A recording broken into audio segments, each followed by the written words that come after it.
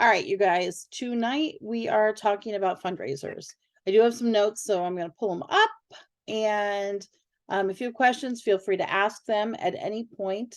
But if you put them in the chat, make sure that they're really specific, because if you don't make them really specific, hold on, I can't get my notes to show there. If you don't make them really specific, if I go back and answer them at the end, then I might not know what you're talking about. So why are we talking about fundraisers? Well, first of all, because I love fundraisers.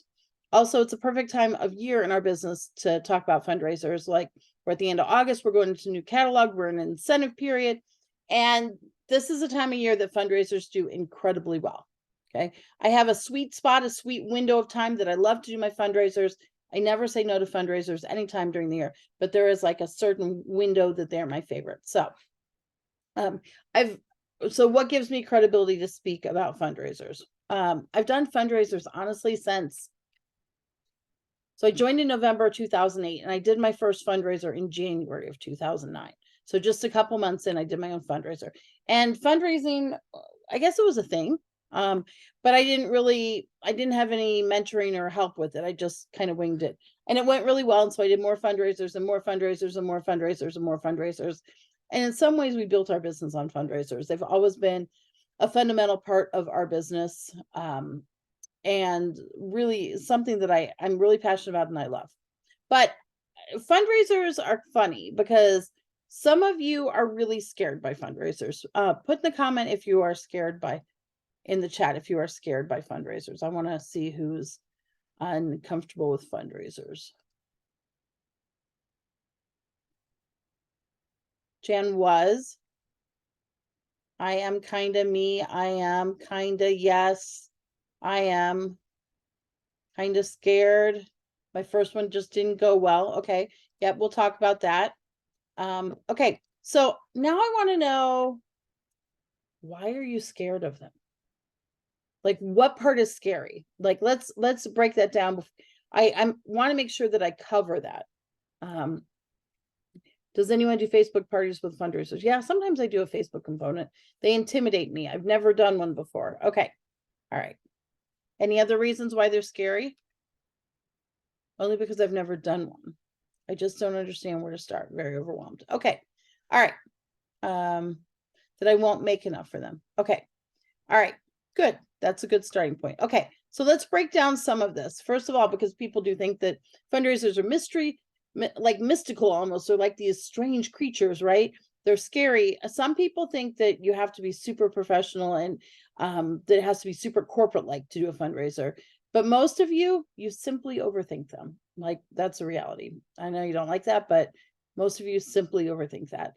There are some keys to having a successful fundraiser, and we're going to talk about them tonight. So in the chat, I want to know who's done fundraiser, but don't just say I have. Drop a 1 in the chat if you have done a fundraiser. 2 in the chat if you've never done one yet, but you have one scheduled for the fall. And 3 in the chat if you've never done one, but you want to. So 1 if you've done one, 2 if you have one scheduled, but you've never done one, and 3 if you really want to. 2, 3, 2, 3. What's a 2, 3, Amanda? I need to know how you my sister wants to do one for her cheer team, but I've never done one. So it's not officially locked on. Right. It's a 2, 3. It's a 2. Of course it's a 2, 3. Makes total sense. Okay. Why don't you know that? Come on. Makes total sense. It's a 2, 3. I'm sorry I was late. I was chatting with Hannah. That's okay. I'll forgive you. Okay, so let's just break it down at the beginning, because I know we'll have some people maybe that aren't on the Zoom, but some people that watch the Zoom who don't even know what a Scentsy fundraiser is. So let's go all the way back to the basics. If you have done a basket party, a pouch party, or a Facebook party, you've done about the equivalent of a fundraiser before, even though you might think you haven't. I just had this freak out that it wasn't recording for some reason, but it is, I see. A Scentsy fundraiser is simply a party of some kind on a different scale.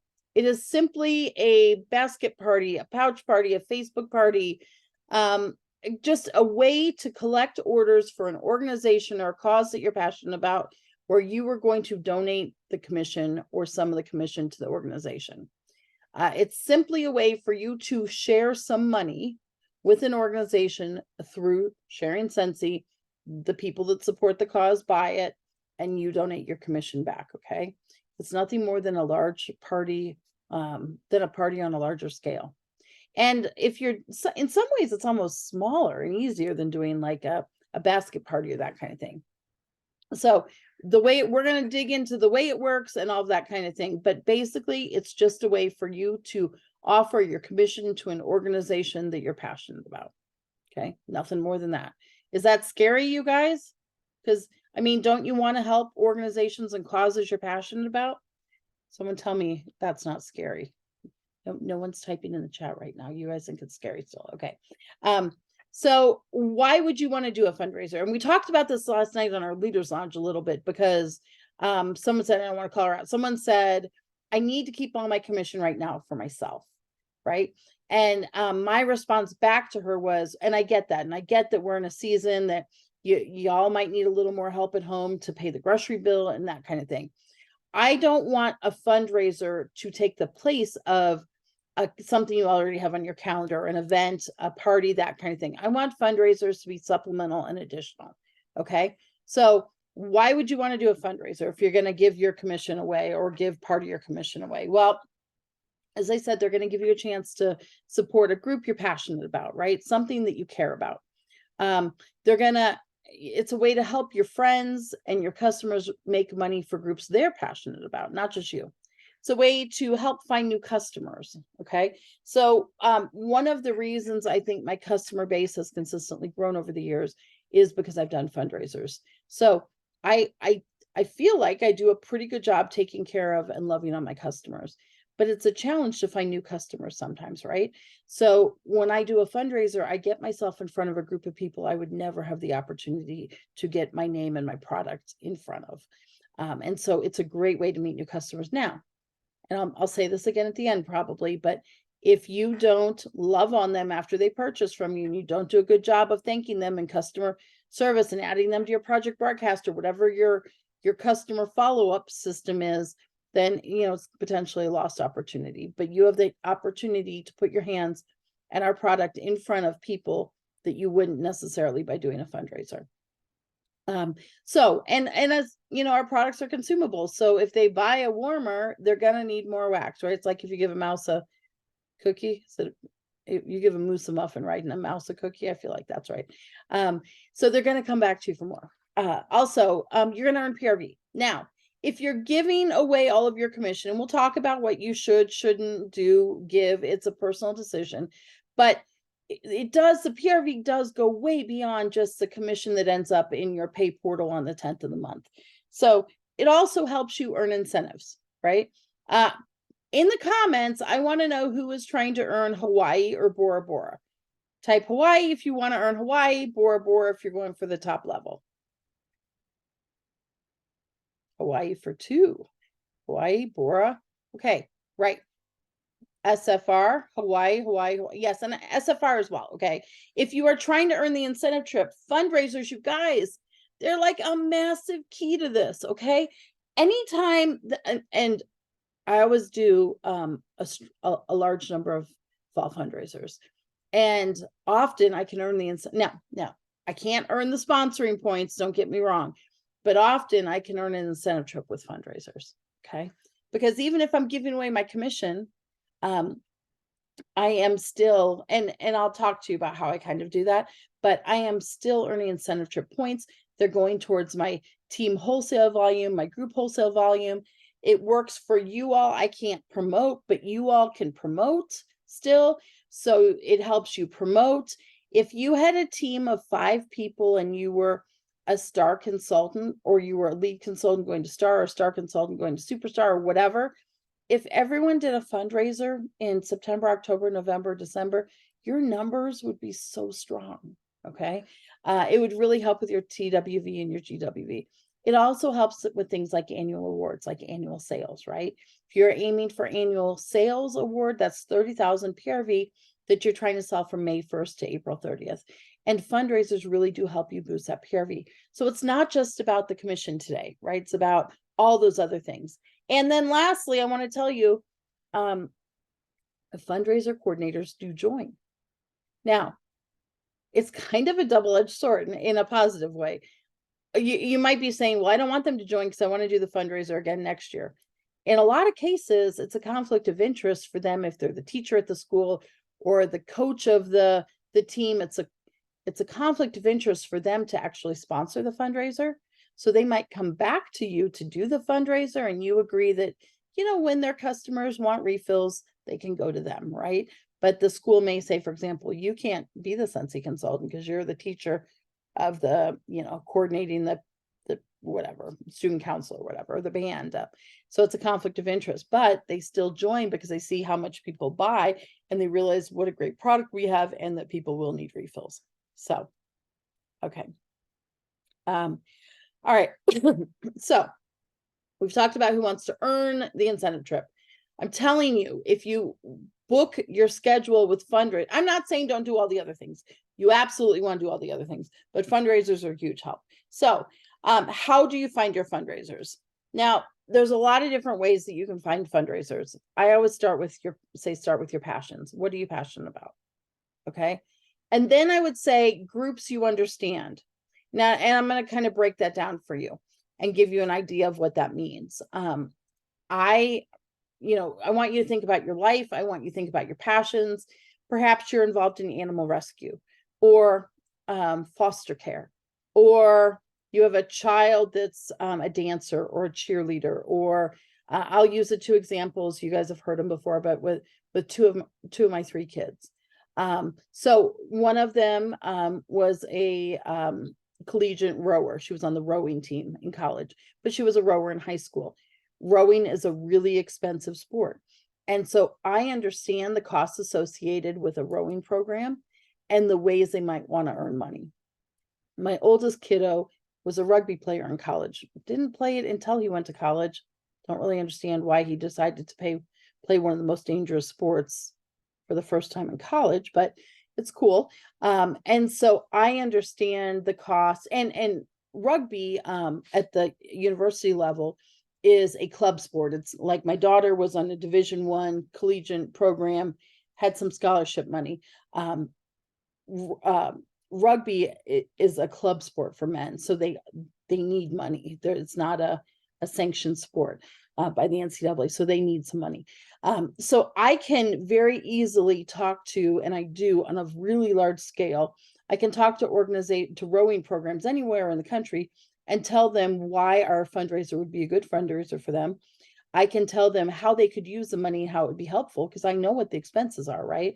The shells, which are the boats that they row in, are really expensive.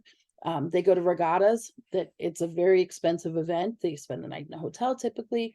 They travel a distance. There's food costs involved. The uniforms are expensive. Most rowing programs have a scholarship fund. There are lots and lots of ways that rowing programs can utilize some extra money from fundraising. So I can talk intelligently about that. So I would ask you, what can you talk intelligently about? What do you understand? It might be, foster care. It may be competitive cheer. It may be dancing. It may be my kids did mission trips in high school, so I understand the costs associated with that. So I can talk to church groups about how that they can do a Sensi fundraiser to raise money for their upcoming mission. Think about all the different groups. Maybe you were in band, or you have a band kid. Just think about what you understand. Then I would tell you to think about your friends, family, and your neighbors, right? I remember talking to, it was Vicky. I'm 100% sure it was Vicky. A couple years ago when we were talking about, and she's like, I don't have any kids in school. And I said, well, do you know anyone who's teachers? And one of her neighbors was a teacher, right? So who do you know that would have connections, or that would have kids that might be involved in something and need a fundraiser? Then I would ask you to think a little wider, not just to your friends, family, neighbors, but to your community connections, right? Who in your community needs to raise money? What organizations? Then I would say social media. Get real intentional about that scroll time and watch what people are posting. I've seen quite a few people post that their kids have made a dance team or a cheer team, or that their kids are taking a trip next spring, or whatever the case may be, that they may need some money for, watch social media and then reach out to them one-on-one. Hey, I saw, and I've got an example later, I'll give you, but then I would say you have to talk fundraisers to do fundraisers. So, we talk about like elevator pitches, like 30 seconds to tell people, what you do and tell about your business. How many of you honestly are talking about fundraisers at parties, at events, that kind of thing? That is something that we always, always, always do, no matter the audience. If someone's checking out an event, and I haven't done an event in quite a while, but if someone's checking out at an event, while they're filling out the information, I always say, hey, did you know we do fundraisers? Do you know anyone who might be interested in a fundraiser? And then I usually send them over to my door prize thing or whatever, wherever I'm using to collect data now. It would be more a jot form or that kind of thing, with a spot that they could put the name, or that they have interest in a fundraiser, so I could send them some more information about it. Okay. Include information about fundraisers in your thank yous or any kind of mail out you're doing. We are in the process of updating my thank you rack card that goes out. And I changed mine. I've always had on the back of it a section about hosting and a section about joining. And it said dream big for the joining part. So I've changed it. This time what we're doing on the back of our thank you card, well, and a club section. I've had a club section for a while. But on the back of our card this time, we're doing fundraising and then partnering with Sensi being the opportunity to join, right? And then Sensi Club underneath. But fundraising is a priority for me. So I wanted to make sure that it was on my thank you card on the back of it, so that people, when they flip it over, I plant that seed. We talk about it in our monthly, because all of our customer information that goes out monthly. We talk regularly about fundraisers. We've sent project broadcasts out about fundraisers. Do you know an organization looking for a fundraiser? And we've, just gained some fundraisers that way. And then just to reiterate, you attract what you're looking for. So if you don't talk about fundraisers, no one will book them with you. Okay. And the more you talk about fundraisers, the more fundraisers you will do. So if you've done a fundraiser, I want you to tell me in the chat what kind of group or organization you've done it for. Let's see. Awesome. And Heather says, I've already given my card to the pool community to hold future fund disabled veterans, daycare, nursery school. Excellent. Humane Society, dance team, Boston Terrier Rescue Organization, Buddies for the Hospital, breast cancer organization. Yes. Yes, yes, yes. There are a military family who it's scrolling faster than I can read, you guys. Who lost a soldier in a crash, church mission group, project graduation, Alzheimer's. Next is cheer for our niece, senior dog, high school football, local library, ballet groups, siblings, attending a church retreat out of town. Okay, so lots of different options, right? I hope that plants a couple seeds of ideas of different groups that you could do. I've done one for adoption expenses. I have one for surrogate expenses, and I have one coming up for a ballet school's costumes, and another for a local ice skating team. See, like that's a lot of different options. So let me tell you, and keep putting them in the thing. And as I read this list, when you think of other organizations, I want you to drop in the chat. Fund for Pets too. Yeah, that's awesome. Here's just my standard list of organizations. This is obviously not all inclusive, right? Youth sports, it could be through the school, it could be outside of the school. Those teams always need to make money. Any kind of clubs in the school, even down at the elementary school level, right? I do a 4th grade student council fundraiser every year that does really well. I've done robotics teams, I've done a band, I've done cheer, I've done dance, I've done a lot of groups. PTA, PTO, right? Women's and men's groups. So in a lot of communities, there's like there's through church and out of church, there's groups, obviously, social groups, fundraising groups, charitable groups, all sorts of groups. And a lot of times they raise money and give generously to organizations and causes. churches, mission trips, sororities. I've done sorority fundraisers. Most community nonprofits are looking to raise some extra money. 4-H, I've done 4-H. I've done robotics club, robotics teams. There's a First Robotics. They have teams all over the country and they travel to do robotics competitions. Collegiate groups and club athletic teams. I've done, the University of Michigan rugby team. I've done the Duke rugby team. I've done the Pepperdine dance team. I've done all sorts of different collegiate athletic teams, rescues and shelters, hospital child life programs. Okay, this is a good one. And this is a good one for Sensi Buddies, but other things too. So, you guys all know that I have a chronically ill child. Luke's had 17 brain surgeries since December 2015.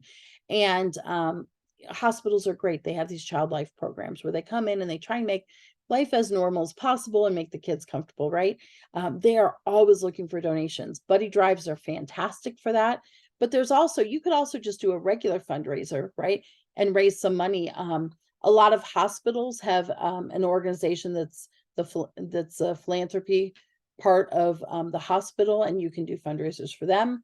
Let's see who else.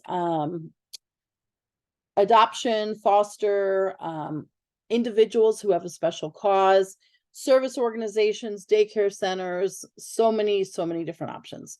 So I've listed a bunch. Now we're going to take 5 minutes. And I want you to write down 10 groups that you could do fundraisers for. 10 groups you could do fundraisers for. Okay. We're going to take 5 minutes. So you've got till 7:31 my time. So you can do it on your phone. You can do it on a piece of paper. But I want you to write down the name of 10 groups you could do fundraisers for. So just to prompt you, who do you know that needs to raise money for a group?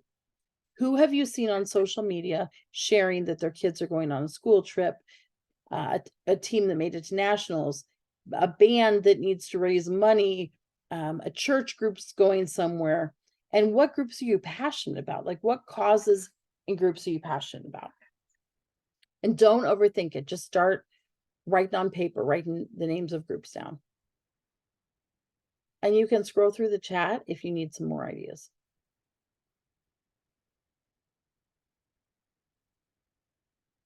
And then when you're done, look at you. I'm so proud of you guys. You guys are all actually writing or pretending like you're writing.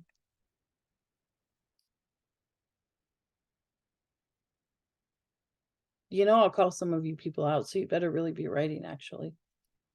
Right? So 10 organizations or groups or causes or whatever that you would like to do a fundraiser for. It's kind of like, people make a hit list in their Sensi business of groups that or people that they want to join under them. Like, if you could do a fundraiser for any group, who would it be? Pets, volleyball team, cheer team. Yeah, start dropping them in the chat as you have them, right? And I'm going to tell you, like, for example, like I said before, like, I understand that the competitive rowing. When I said that, ROWING, like they row, in regattas. I understand that. So there is I understand what that community is like. So there's no reason I can only do one for my local community. We don't have any limitations or jurisdictions. Fundraisers are something you can offer anywhere. Okay, let's see. Cheer teams, children's. Yeah, I think you mean the hospital, Alex. Yeah. Fraternities, sororities, dance team, recreational cheer. Yeah. So you've got a ton of sports on there, right? Autism, children's hospitals. Yep. Firefighters, schools for sports, animal groups. Yep. Volunteer fire departments. Love it. All right, keep them coming. You have 2 more minutes. Perfect. Perfect. And don't feel bad. Like, okay, so now get your kids' blessings if you have kids on the team before you solicit their competitors' team, right? But like if you put football team, like your local football team, you could reach out to the competing football team, right? They're not going to talk about the fact that they're each doing Cincy fundraisers. You're not cheating if you go beyond your local community. Now, if you have a kid on the football team, you should probably get their blessing.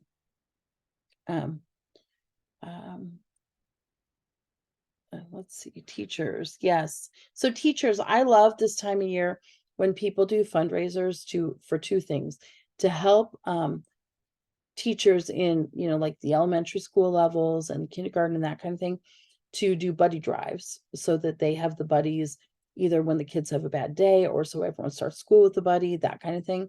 But I also love when they do fundraisers so that the teachers can earn the commission so that they have some extra money for their classrooms, because we all know that that is really, really, really expensive to deck out a classroom and to keep it filled with supplies. And a lot of that money comes out of the teacher's pocket. That's the Animal Adoption Agency, my mom's nursing home, her activity department. Oh, I love the activity department at a nursing home. That's a great one. I love that. Okay. All right. So do you guys have a few ideas to get your brain going, right? Mission trips, band, cheerleaders, dance team, student council, youth sports. Okay. Yes. Lots and lots and lots and lots of ideas. Vacation Bible school. Yes. I love this. Dog hospice. Oh, I like dog hospice too. Local shelters. Okay. Medical equipment for seniors or veterans. I love it. Okay. So you guys have your brains going, right? I want you to maybe scroll through the chat, get some screenshots of what the other people have put, just to keep your brain going. Okay. Or if someone wants to make a master list of them and we can drop them in all the Facebook groups, I would do that, but I am talking and I can't do that right now. Now, okay, so if you are still stuck and can't come up with a single organization that you would want to do a fundraiser for, I want you to start and talk to your friends and family, right? I want you to think about who you know and who they know and who they know that might, need a fundraiser. And then really, really spend some intentional time on social media. Now, I'm saying, when I say intentional time, I mean a quick scroll through the news feed to see what's going on in people's lives, right? Comment on 5 to 10 people so that you start seeing more and more. They show up more and more. And then you're going to take note of who might need a fundraiser. Okay. So what kind of fundraisers can you do? There's really no limit to the kind of fundraiser you can do. Lots of people do single product fundraisers. So they do like buddy clip fundraisers or fragrance flowers or scent circles. I always think about Heather Gorsuch with her scent circle fundraiser. She does it for the junior ROTC, I think at the high school, and they sell like thousands of fundraisers, right? Or scent circles. And that's all she does is scent circles for them. Some people do whiff box fundraisers. I tend to do full catalog fundraisers. Now, why do I do full catalog? There are some groups that might want a single product fundraiser, and you should absolutely offer them to if that's what they want, right? But I find when I do fundraisers for like the PTO or a student council or no matter what, if I do a full fundraiser, a full catalog fundraiser, it gives people a wider variety of products to choose from. So they could choose something as inexpensive as a 3-pack of light bulbs or a scent circle, all the way up to like our air purifier. So no matter what the budget is, they can find something to support the person who is fundraising for the cause. And so I do whole catalog fundraisers to give the option of variety. Now, if that's not what the organization wants, or if you want the simplicity of a single product fundraiser, then absolutely go for it. There's no right or wrong here, right? I just do the full catalog because I've seen results with it over the years. I also kind of think if someone comes to my door and they're selling one product, I'll buy it, right? If a kid comes to my door and they're selling, I'm going to find something to buy to support them. But if they have a whole lot of choices, I might buy something a little more expensive, but that's just me.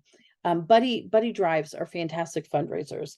You can do a buddy drive for an organization, of course. Now, We'll talk about this a little further on, but you have to have the organization's permission to use their name.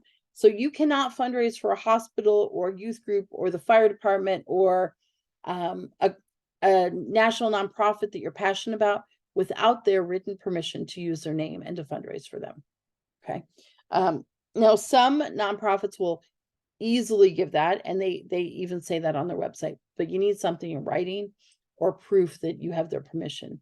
And the reason for that, unfortunately, some people have not always been good apples and have said that they've been fundraising for a cause before and haven't sent the money to the organization. So you do have to be able to prove that you have permission of the organization to do that. All right. You can also do going to the holidays, like I call them the hug and a mug fundraiser. You do whatever you want, but where it's a single product that you're going to curate, like the Dollar Tree mug with, the scent circle and the room spray in it. You can do a product like that, right? You can also do what I call party for a cause. You could call it whatever you want to, partner for a cause, whatever, where you're going to do a shopping one night and a percent of the proceeds, everyone who comes and shops goes to that organization. I do have hosts that like to do these who will say to me, I don't really want to do a party, but if I say, well, what if we fundraise with it? There's got to be an organization you're passionate about.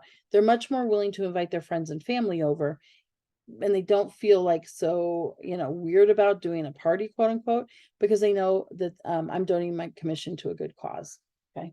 Also, you could set up at an organization's event.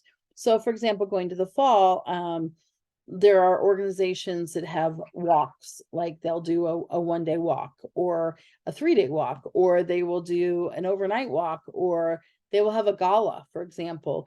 And you could coordinate with them to set up at that event and to donate, your commission or a percent of your commission from the sales that day. So there are lots of different ways you can fundraise. So what do you say when you're looking for a fundraiser? Well, first of all, you all overthink this, okay? It's really not that complicated. Is there a script? No, I don't have a script, and I don't have a script because I say and I speak in a way to, I want to make sure that I'm connecting with the needs of the organization. So I have a friend, Crystal, and Crystal had a daughter, this was a few years ago, who was in competitive dance. Okay, actually, I did 2 different fundraisers for Crystal for her daughter, J. Elizabeth. So the one time I said, this was a little earlier, and I said her daughter was going to, I think, DC. I said, Crystal, I saw on Facebook that J. Elizabeth is going to Washington, DC with her 10th grade class. Are you all fundraising for the trip? I would love to help you earn some money with the Sensi fundraiser.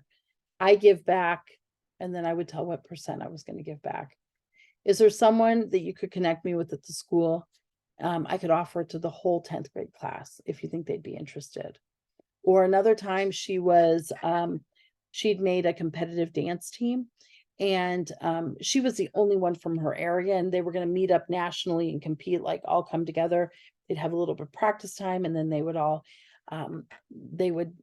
compete as a national team. And I said, Crystal, I saw J. Elizabeth made this team. I'm assuming based on the fact of where you're going to need to raise some money. Do you want to do another Sensi fundraiser?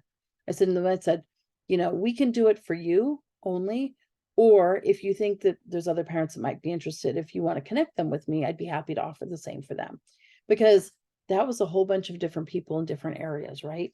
And so I would get in front of people I could never connect with.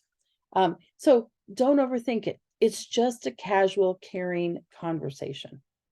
If you're going to approach something like a PTO or a robotics team, I do like to connect with them one-on-one and in person. And I will say, is there a time I can come in and we can talk about this, right? It doesn't have to be a crazy formal presentation. We just talk about it. So, and I tell them what I can offer. Okay. But it's important that you think in advance about what you want to give to the organization, when you would do the fundraiser, how long it would last, all that kind of thing. So always be looking for examples of people and groups that are looking to make money. So what makes a fundraiser successful? Or really, where do people get stuck? Because some of you I know have had unsuccessful fundraisers. We were talking about one last night. So I'm going to try and explain this as clearly as I can, because I think that there is one pivotal thing that makes a fundraiser unsuccessful. Now, there's some other things that can make a fundraiser more successful, and I'll give you that list. But there is one thing that will make or break a fundraiser, in my opinion, and that is your ability to get in front of the people that support the cause. So I'm going to use an example. Lauren was a high school rower. So if I did a fundraiser for her rowing team, then the rowers were the ones doing the fundraiser.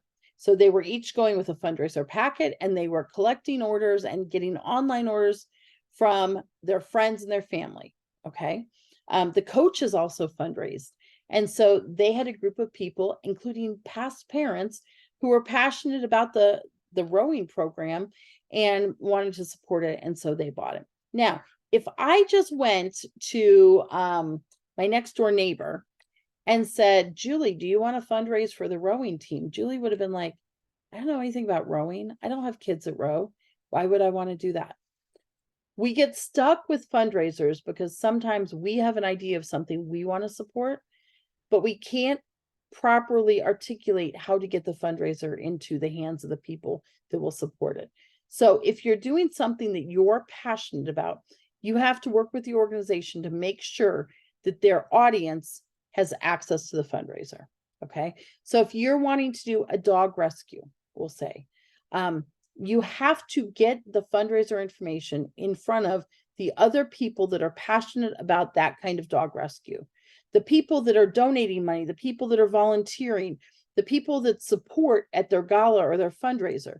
You have to get it in the Facebook group. You have to, ask them to send out a text or an email to the people that support them. Have them share it in their stories, all that kind of thing. Because the fact that you love an organization doesn't mean it will be successful. It's not that hard to get in front of the right people, but you have to make sure that is a priority, because that is the number one thing that will make or break a fundraiser. Are the people that support the cause the ones who are having the opportunity to purchase? Okay. That's critically important. If you think that your customers will always support a cause, it won't work. So you need to connect with the people that support the cause. Okay. You need to, here's the other things that I think will these other things I think will make a fundraiser successful, or are why people get stuck with them. You need to keep it simple. Sometimes we overcomplicate. When I did fundraisers in the beginning, I gave them this packet with more information that they could ever use. And what I found was they didn't read it. Right. And if you think about, our attention spans aren't very long anymore. And we don't read a lot, right? So if someone comes home with a packet with 20 sheets in it, or an FAQ or that kind of thing, nobody's going to read that information. And if it's too complicated, they simply shut down. And they're like, I don't have time for this. I'm going to have to learn this information to successfully sell it. I'm done, right? So keep it simple. You need to be available to answer questions, and they need to know how to contact you. Okay, because there will be questions, and you want to make sure that you're accessible to answer them. You also need to coach the coordinator. Anytime you do a fundraiser, there's going to be a coordinator. What's a coordinator? The person you're coordinating the fundraiser with, the person you're talking to.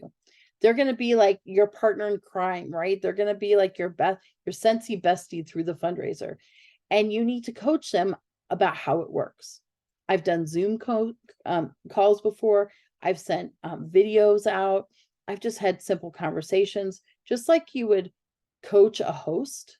You need to coach the coordinator. So here's what to expect. This is how long it's going to take the orders.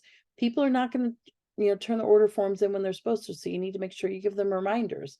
This is how we handle the tax. This is how, give them the information so that they can share it on your behalf.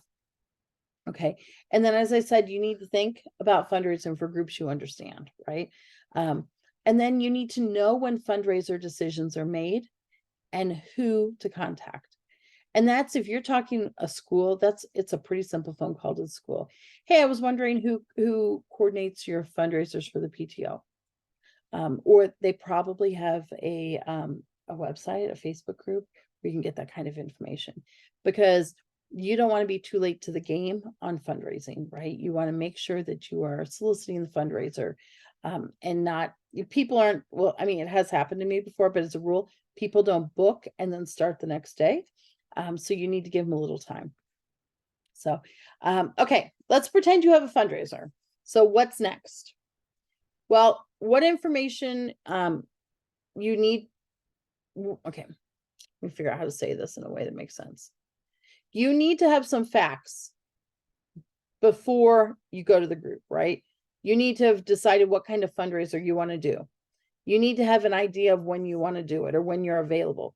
Don't plan the fundraiser for the week you're on vacation, because you're going to have to answer some questions and you don't want them to interrupt your vacation, right? Don't plan a fundraiser that has packets to end on the last day of the month, because you need to get those packets in, you need to get them sorted, you need to get money or checks to the bank, and you need to get that fund, those orders into the computer. So that takes a little time. So don't ever end a fundraiser, for example, on the last day of the month, unless it's all online. Okay. So you need to have your game plan in place. What percentage of your commission are you going to give to them? What dates do you want to do the fundraiser? And then you need to very clearly, when you talk to them, give them their options. Okay. You can put it in an email, you can put it in a text, you guys can write something up and sign a little contract. You can follow up if you've met with them and say, it was really nice to meet you today. I wanted to just reiterate what we talked about. We're going to start the fundraiser on this day and end it on this day. I'm going to give you 30% of retail sales. And then I always put excluding tax and commission. Okay. Or tax and shipping, because otherwise people don't understand that's separate. I tell them when I'm going to pay them. So like I try and end a fundraiser maybe the 20th or 25th. So I have time to get the orders in before the end of the month. Then usually the fundraiser comes in about the 10th, about the time when I receive my commission. So I can pay them at the same time I'm delivering the product. You let them know how long shipping takes. And if you're sorting it and it's a big fundraiser, make sure you add in some cushion time there. Decide how you're going to accept payment. And make sure you let them know when you're going to pay them for the fundraiser. Now, is it tax deductible? The rules vary based on the organization, and they also vary based on the state. So there is a way to make a fundraiser tax exempt, and you send an email to salestax@sensi.com if the organization is eligible. Okay. Some nonprofits are eligible, some are not. In some states, there is a one day that an organization can be tax exempt, a nonprofit. In some states, there's not. You really want to work with the organization and reach out to salestax@sensi.com if you have questions, because there's a specific way that it needs to be done if that's the case. Now, if you're going to say, well, my PTA or my PTO is a nonprofit, so it's tax exempt. Not necessarily. In most states, they're only tax exempt if the organization is the one using the product. So because like the parents would be buying and they would be using the product themselves, it's not tax exempt. But you're going to have to check the rules for the organization, for your state, and all of that kind of thing. Okay, so execution. So you've got a fundraiser, you've laid out the details to them, you've agreed to it, you're ready to execute it, right? So when you were thinking about how much to give, I'm going to tell you it's up to you how much you want to donate. Right? You want to make sure that you're generous, obviously. And it does take a fairly decent percentage usually to get an organization to agree. But you also are going to have some expenses, especially if you do things like packets, if you do like showcase brochures or product sheets or whatever, you're going to have some expenses. So you want to make sure you don't take a loss on the fundraiser. So consider what your expenses are going to be. If it's a group of 25 kids, it's a lot different than if it's a group of 1,000, right? Your expenses are going to be higher. How can you save some extra money though? If it's a packet fundraiser, and by that I mean each participant has a packet, like their own little basket party in essence, you might be able to combine and save and use the host rewards when you enter that on your workstation. If it is strictly an online fundraiser, you're not going to have that ability because all orders are going to come in online. You're still going to have those host rewards, but you're not going to be able to use some of those customers' orders. use the host rewards to cover some of them, right? So with a $500 party, for example, you would have $75 in free and, 4 half price items that you could play with. So if you had, 100 kids that participated in a fundraiser, and you were entering those orders, you could Tetris your fundraiser in the workstation.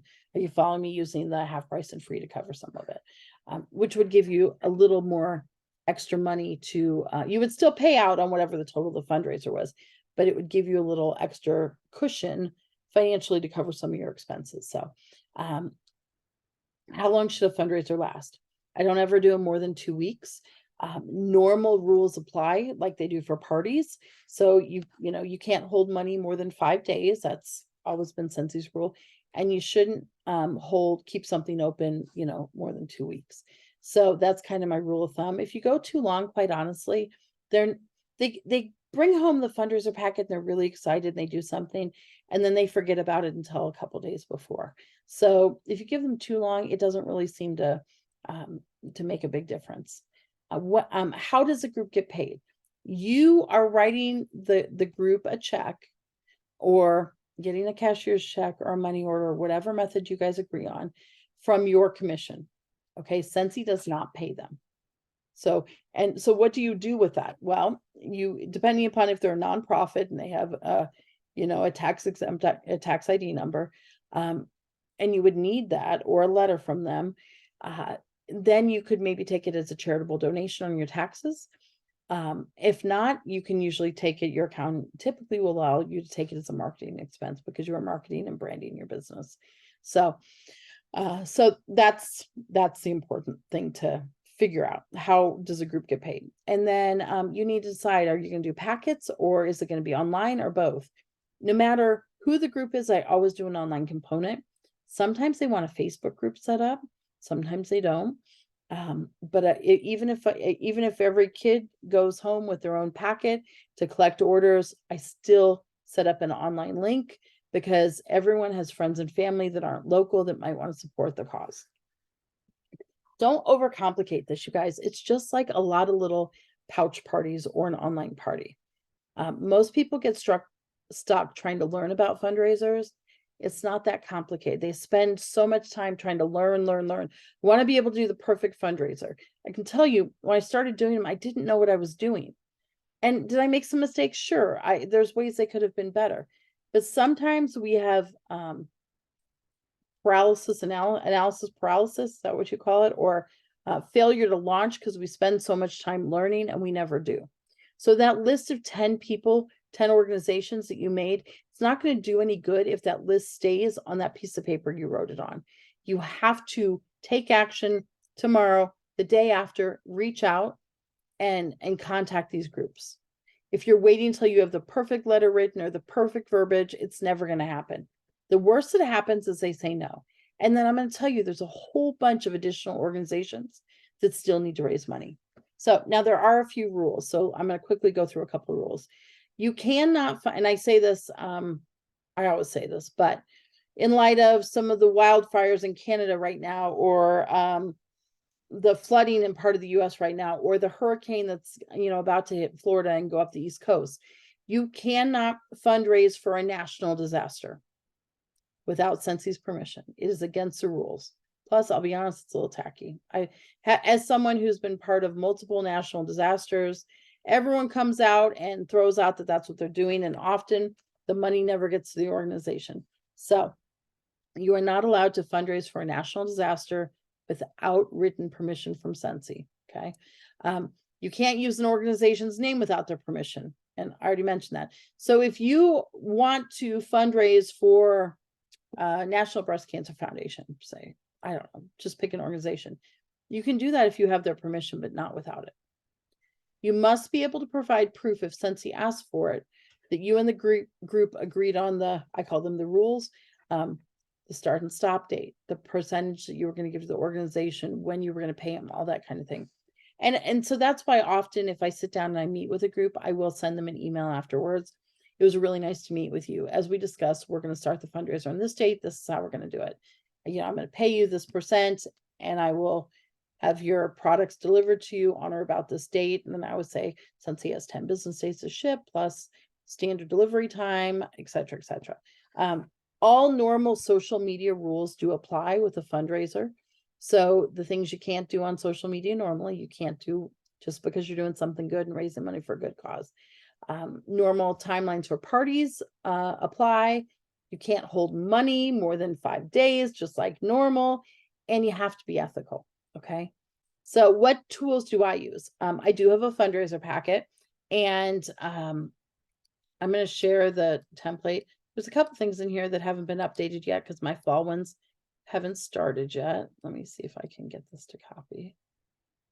I'll put in the chat. Some of you have seen this. 80 Mitchell shared it last year. Nicole, my assistant, works for 80 as well and created it for 80. And then we're using it, of course. This is a Canva template. Now, some of these things you can edit on here and some you can't, but you can use this kind of as a template. It doesn't have to look like this. For years, I just did a fundraiser. I just wrote everything out in Word. It wasn't fancy or pretty. Like a person. Can you do, yeah, Heather, so can you do it on a personal level though? Like a person needing money to help rebuild part of their house? Sure, you could do that, but you can't, you have to be really, you mean like their house was destroyed in the hurricane and they're trying to rebuild it like that? Because it's a natural disaster, you would have to be really careful how you share that.